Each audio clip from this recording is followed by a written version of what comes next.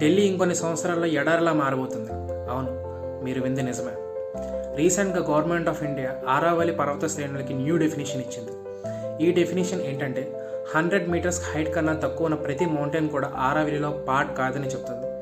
ఈ డెఫినేషన్ని సపోర్ట్ చేస్తూ సుప్రీం కోర్ట్ జడ్జ్మెంట్ కూడా పాస్ చేసింది. దీని వలన 90% of the Aravalli range government of India మైనింగ్కి ఇవ్వచ్చు. ఆరావళిలో 100 మీటర్స్ పైన ఉన్న మౌంటైన్స్ ఓన్లీ 8.7% మటుకే ఉన్నాయి. అయినా ఆరావళి అంటే మౌంటైన్సే కాదు, ఆరావళిలో 1000+ యానిమల్ స్పీసెస్ ఉన్నాయి, 350+ బర్డ్ స్పీసెస్ ఉన్నాయి. దీంతోపాటు ఎన్నో పాండ్స్ ఉన్నాయి, లేక్స్ ఉన్నాయి, రివర్స్ కూడా ఉన్నాయి. బానస్, సబర్మతి, లూని అనే రివర్స్ కూడా ఆరావళి నుండి పాస్ అవుతున్నాయి. ఆరావళి అనేది నిన్న మొన్న పుట్టింది కాదు. థార్ డెజర్ట్ని సెంట్రల్ ఇండియా వరకు రాకుండా చూస్తున్నది ఈ ఆరావళి. ఆరావళీస్ కనుక డిస్ట్రాయ్ అయితే నెక్స్ట్ 10 ఇయర్స్లో గ్రౌండ్ వాటర్ లెవెల్ పర్సంటేజ్ 15-20% పడిపోతుంది.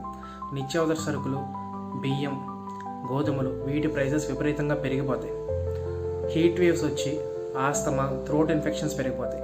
ఇప్పటికే ఢిల్లీలో ఉన్న ప్రజలు అక్కడున్న ఎయిర్ క్వాలిటీ ఇండెక్స్ వల్ల ఊపిరి కూడా పీల్చుకోలేకపోతున్నారు. శాస్త్రవేత్తల ప్రకారం నెక్స్ట్ 40 సంవత్సరాల్లో ఆరావళి కనుక డిస్ట్రాయ్ అయితే మొత్తం సెంట్రల్ ఇండియా, ఢిల్లీ ఎడార్లా మారిపోతాయి, కంప్లీట్ ఇన్హాబిటబుల్ అయిపోతాయి. సో ఇది కేవలం రాజస్థాన్ వాళ్ళ సమస్య, ఢిల్లీ వాళ్ళ సమస్య కాదు, మొత్తం ఇండియా సమస్య. We have to get united and fight against this. Save Aravalli, save India. Thank you. Jai Hind.